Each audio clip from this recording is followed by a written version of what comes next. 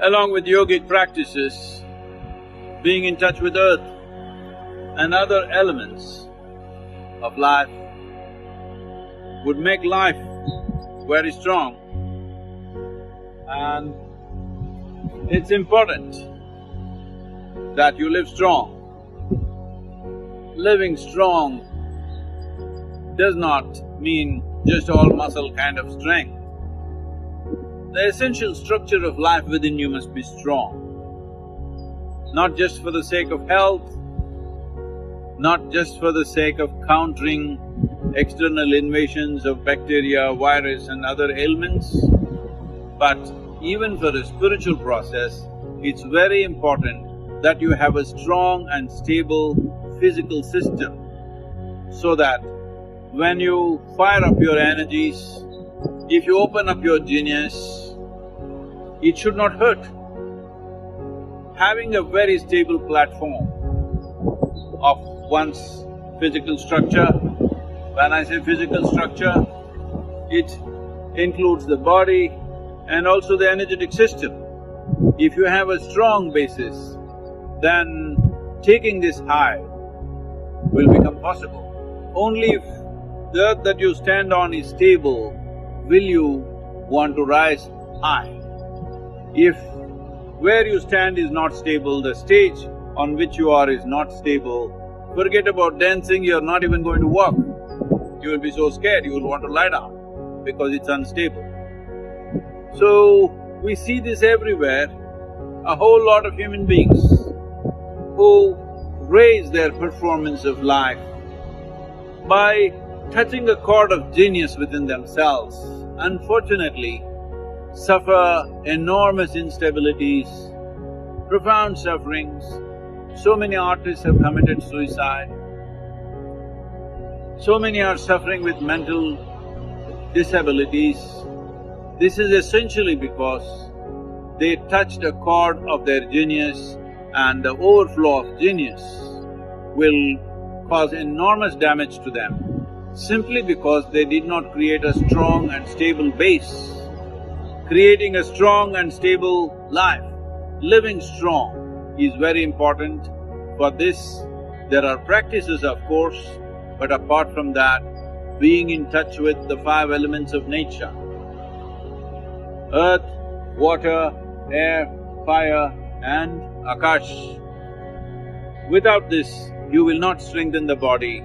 These days, everybody living in small cubicles where temperature is always 69 or 70 degrees Fahrenheit is not the way to live. It's very important that you are exposed to the ways of the world. When I say ways of the world, I am not talking about what's happening in Mumbai, New York or Los Angeles, not those kind of ways. The ways of the world are like this. There is wind, there is chill, there is water, there is air, there is fire, all these things are there. It is very, very important that you are exposed to the ways of the world. Let's get this expression right. The ways of the world are not the ways that we create. The ways of the world is the way the world is. To be in touch with that, very, very important. To spread out human populations so that they don't have to live in cubicles of so-called comfort, which is weakening the very system. It is important to create a very strong life within you. Only if you do this, your ability to rise in terms of creativity, in terms of activity and for highest levels of spiritual experience also, you need a stable body, otherwise when you rise, something will collapse. It's my wish and my blessing. Every one of you must live strong. I think most people have not paid attention. They think beauty means it must be sunrise, sunset at the most. The very way a person walks is beautiful, that geometrically things have fallen into place. The cosmos itself is perfection of geometry. If I look at a man or a woman, first thing is, I see their geometry from head to toe.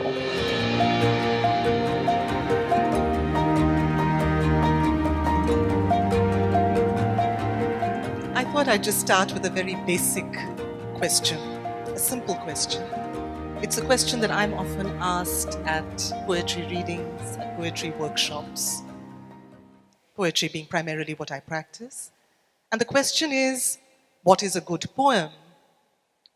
And the answer really is, if the poem is a form of verbal design or verbal choreography, what is design? And is beauty implicit in that notion? If so, what is beauty? Whether it's a machine, or an ant, or a grasshopper, or a human being, or clothes, whatever, or a building, if it fits and flows with least amount of friction, if one who has the eyes to observe, it always seems very beautiful. I don't know how many people notice this. Right from my childhood, I spent a lot of time paying attention to every kind of insect and I found insects are the most fabulously designed creatures on the planet. And every kind, if you look at them, in terms of color, in terms of geometry, in terms of variety of activity that they can do, they're so fabulously designed. So, when I say you're beautiful, don't think I'm saying you're an insect. That's not what I meant. I'm saying different creatures, we have 2 legs, somebody else has 4 legs, somebody else has 6, 8, 12, whatever number. But the beauty of nature and evolution is the design has been perfected. I think most people have not paid attention. They think beauty means it must be sunrise, sunset at the most. Small things are very beautifully made because with least amount of friction, they've learned to function. If you look at… if you look at the activity, if you measure the activity, let's say of an insect, how much activity an insect is performing, for how many calories that he consumes. Obviously, he is geometrically perfect, least amount of friction. So, anything that's well made always excited me, whether it's a machine or a building or an insect or an animal or a human being. If you're talking about humans being beautiful, if you look at somebody, when they're joyful, everybody is beautiful. Whatever the shape of the nose or the chin, when you see them in a joyful condition, they're always beautiful. With the best, whatever is considered the best shape of the nose or the chin, when they're in bad states, they don't look beautiful anymore. So, if you are in an exuberant state of life, you will look beautiful, in the face, I mean. To keep the body beautiful takes little work. A lot of people are trying to take the shape of the planet.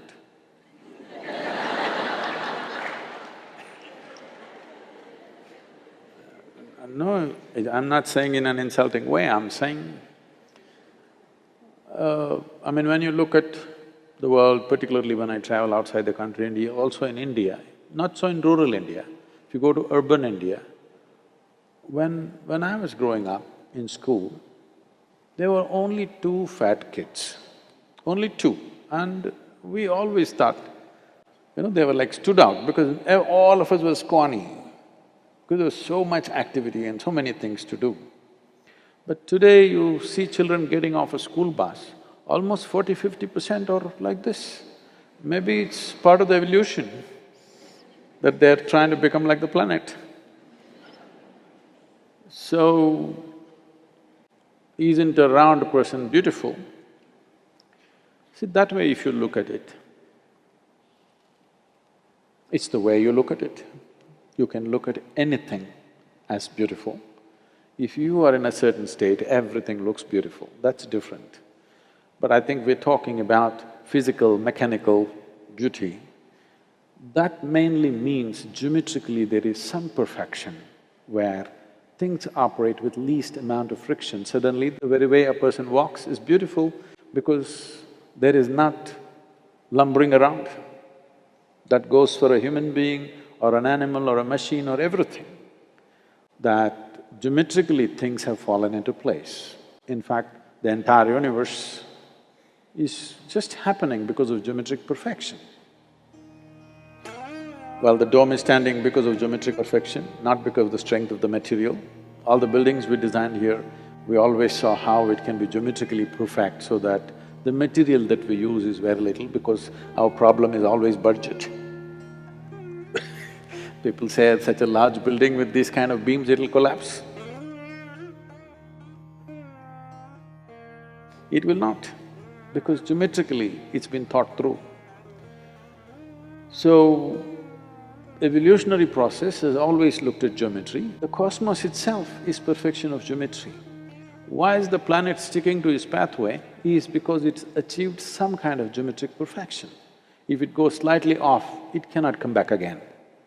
This is not just true with this planet, it's true with the entire universe. So, in my mind, it's always been like this. If I look at a tree, if I look at a cloud, if I look at a man or a woman or anything, for me, it's always the geometry of things. First thing is, I see their geometry from head to toe. Afterwards, all the other things. Because geometrically, it should be right. Only then it will stay. Otherwise, its very life is reduced. Life of a building or an animal or a creature or anything, any form in the existence, if it doesn't find some kind of geometric harmony, then it will go before its time. If this one thing everybody settles within themselves, we will use this mind to the best of its capabilities. Without a personality, you cannot function in the world. But you don't have to be stuck with one persona. When you consciously wear it, it is there for the function, but you don't become that.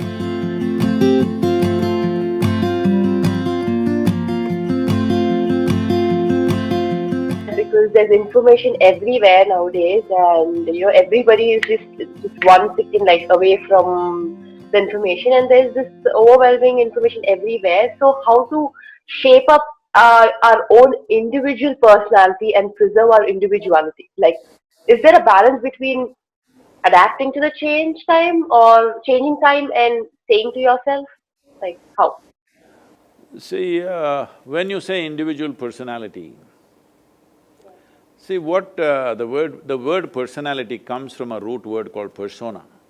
Persona means a mask that you wear. To perform a certain kind of function, you have to wear a certain mask. Now you are a sports person. When you are on the court, you have one kind of mask that is needed.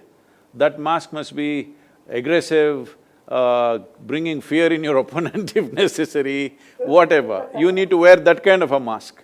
You don't wear that mask at home. You don't wear that mask with your friend.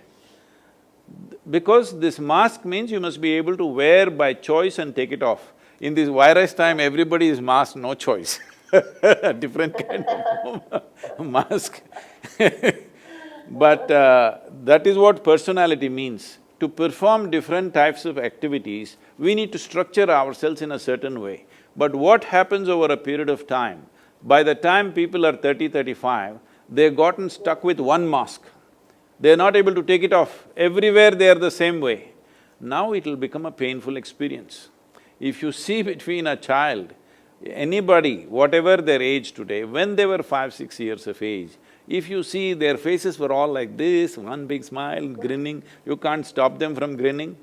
But slowly it becomes so grave and long, simply because they are stuck with their own personality. One mask they wore and they can't remove it, all the time it's stuck.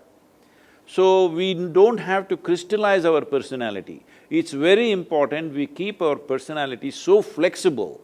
To perform different types of activities, we should be able to put on different kind of masks. Without a mask, you cannot work. Without a personality, you cannot function in the world, that's for sure. Yeah. But you don't have to be stuck with one persona. You can be a different person As the situation demands, you can be that kind of a person. That is when you will find full expression to yourself, otherwise you will get stuck within a structure that you created. It's a prison that you build and get stuck to it. If somebody imprisons you, that is unfortunate but understandable. But if you imprison yourself, it cannot be anything more stupid than that. But that's what is happening to 90% of the humanity most of the time. But, to this answer, I would just ask that talking about mask, but I feel that it's not just to yourself. I know you want to be happy, you just want to remove your mask, be happy, stay happy, but it also depends on the other person that you talk to or you react to. So I'm sure, that time your mask is again on.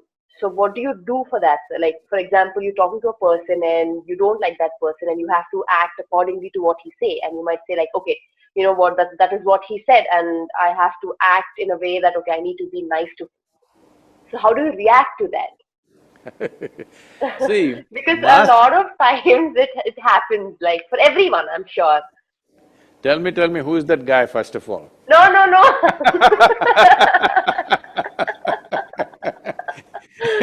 No, This sir, is going to be… this is going to be news in the country, huh?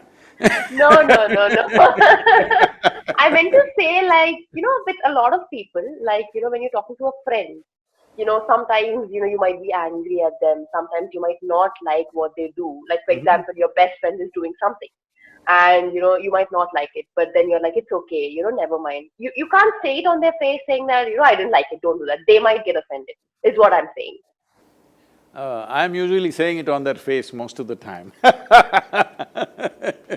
Because sir, I have faced a few times, like, when you talking to your friends or other people, you might feel that they're wrong, but you hesitate to tell them. I sometimes can't tell, or there are a lot of people who can't tell on their faces. See, Sindhu, the thing is, it is not about people being right and wrong. It is just that every human being is acting and living and understanding life according to their understanding and their intelligence. Not everybody can perceive life and understand life to the same extent. If you see, people are the way they are because of the limitations that are there, you would strive to see how to help them to break their limitations rather than making a judgment, they are right, wrong, good, bad, all these things. There are different types of people. Everything that everybody does, it is not necessary that you must like it or I must like it, it's not so. But there is no need for us, if you wear a mask to perform a certain function, you are still who you are within the mask. But right now the problem is the mask sits so tight on your face, you cannot distinguish which is the mask and which is me. So when I say a mask or a persona, what it means is you consciously wear. When you consciously wear it, it is there. It is there for the function, but you don't become that. See, when I say you don't become that, right now, you're a tall girl. I saw on any podium you stand, you're like taller than anybody. So you were not born like this, you were born just this much and now you became this much. This is just accumulation, body is just an accumulation. Similarly, what you call as my mind, my thought, my emotion are accumulations. What we gather belongs to us, cannot be us, isn't it? It is not us. Right now this clothing, it may belong to me, but it can't be me. Similarly the body, similarly the structures of the mind. If we become conscious of this, what is me and what is not me, if this one thing everybody settles within themselves, if they are conscious of this, all these are not an issue. We will use this body, we will use this mind to the best of its capabilities and that's all. Especially for you as a sports person, using your body and mind to the best of its capabilities is all that matters in the end. So right now, you yourself would have noticed, as every human being would have noticed in their day-to-day activity, because you're a sports person, I'm saying for you, because the consequence of you not functioning at your best is immediately right there. For others, if they don't do something well today, it may take 2 years before the results come to them. For you, it is immediate. There's a bad shot right there if you don't function well at that moment. So because of that, it is far more easier for you to notice this, that how many times in your life your own thought, your own emotion, your own ideas and opinions become a barrier to your function. So, in the world, there are many, many challenges. Right now, we are in a very challenging time, all right? But you yourself, your own faculties, your own thought, your own emotion, your own functioning of your body should not become an impediment in your life. That is the most important thing every human being should do. What the world will allow us to do or not, we don't know. It depends on the times we are in. See, today, because you're in 21st century, you're wielding a racket, but probably if you were here 1,000 years ago, you would be wielding a sword or something else, you know.